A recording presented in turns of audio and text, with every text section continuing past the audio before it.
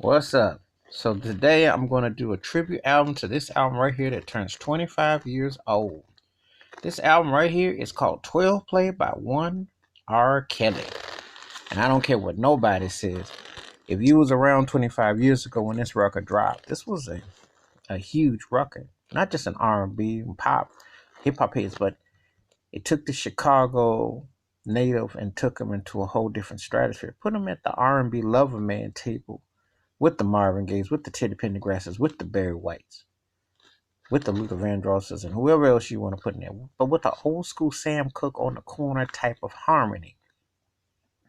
But with a New Jack Swing, Teddy Riley, Aaron Hall vibe, and an odd to Charlie Wilson, and a melodic melody flavor into Stevie Wonder. And obviously, an ear for radio as a tribute to Michael Jackson. And crooning into Jackie Wilson. I mean, when you think about R. Kelly, and obviously with the Donny Hathaway, there's so many, and a Curtis Mayfield Street Edge. There's so many different variables that come into when I think about what R. Kelly with this album, and it's hard to believe it's 25 years old, 12 Play. First song off it, Your Body's Calling, which was a fantastic slow cut, and then it had a nice melody. And then, of course, if you listen to those remixes, they were off the doorknobs. I mean, he did one, obviously the ones with the Leo on there, but the music, the melody, the feeling, the tone takes you back. That was one of the cuts right there. That was sensational. The title cut 12 Play. Um, he did that as a start off as a rhyme and whatnot he was doing. I think it was originally supposed to be dedicated off his first tour, and it was supposed to be like a tribute to Mary J. Blige. So a poster, but then it turned into a life of its own. So that took a life of its own, and that song became like a staple. It was like one of them album cuts that people know who've listened to it. Obviously, let's just cut to the chase. Bump and grind. What can you say? One of the greatest R&B songs ever. You know, um, it was a game changer. And when you hear, my mind's telling me no, and just hear that opening alone, the way he blew, but my body's telling me yes, and just the tone and the feeling of that was just something else. But then for me, again, R. Kelly is the king of the remixes. So you have to you can like the album track when you hear the remix, especially the gospel influence of the How It Feels remix. Oh, well, he turned that joint out. He took it to the church. I mean, that was church. I mean, he really went into them vocals and those riffs with a stone cold truth. So, but Bumble Grind will always be one of them songs that I wore that joint out, and it was the one that made him a household name. It made him to his legacy. That was the cut. Homie Lover Friend. It was cool on album again, but the remix was tight. I mean, slowed it down, the flow. It was a cool cut. He freestyle. His brother carries on and on the verse or two, but was catchy far as that go. Seems like you're ready. That was the cut that for the people around the way. That back in the day when you had that album cut, the one that people around the way know, but it didn't blow up, but it blew up around the way, and that was the cut. That was the one that you know. That was the cut that got things going. That was the cut. That was the one that was like that was one of the joints. Um, Summer Bunnies.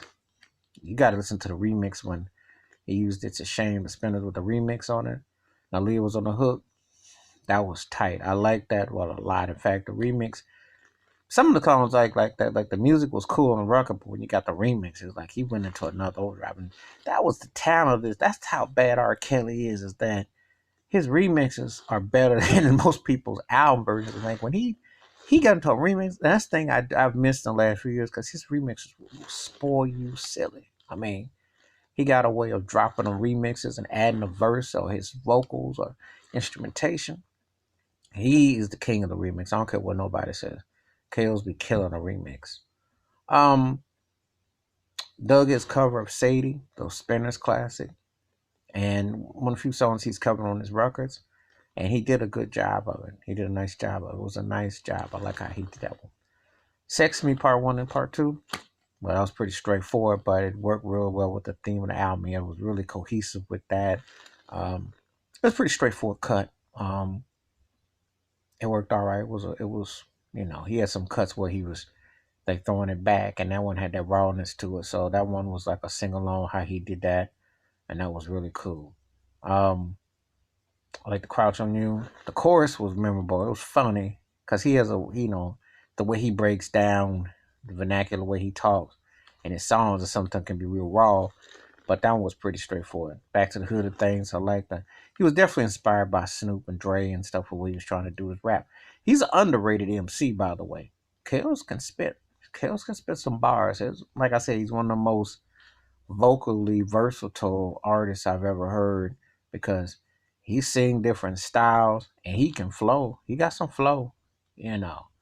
If you ever listen to Magic Chick with the one he did with Do or Die back in '04, he could spit. He could spit. He got some spit in him.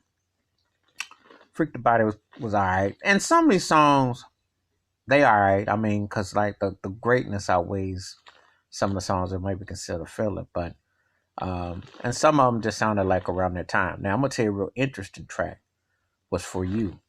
That melody, that was like a carryover from Dedicated from the first album with the acoustic guitar and the harmony, but it sounded really good. And the sad part is that, man, if you ever could get R. Kelly on stage with an acoustic guitar, that's what the way he harmonizes and some strings behind it, it'd be real lush because I mean his voice lends itself to so much. And when I hear a song like For You, it makes me think like springtime and it's got a nice vibe and the harmony and the tone and the feeling and everything kicks in real nice. So the cadence is real nice. But this album is 25 years old and it still sounds great. The main cuts, they're still on point. Um, as a matter of fact, I saw some footage of him recently. He was singing Bumper Grind at a pickup basketball game. The cat ain't lost a thing. His voice is still intact.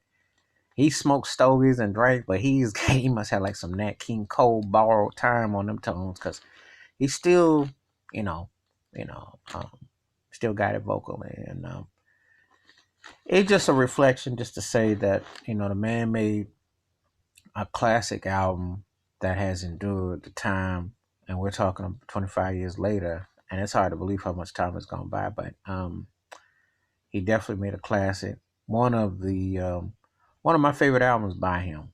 I have about a few others that I'm going to review and talk about, but yeah, when you think back, 12 Play was a turning point in R&B. It was a turning point because it springboarded. He hit his own lane. He had no competition. He was really his own lane. He really, Neo Soul and everything came after, and he was like the last one of the new Jack. And then there were other artists and styles, but R. Kelly had his own lane. He still does when you think about it. I think he's still the most important music artist of the past 30 years. And his versatility and his talent for his catalog speak for itself. And that's my take on 12 Play. And I'll be back. Feel free to hit the subscribe button and feel free to leave them comments. I'm out. Peace.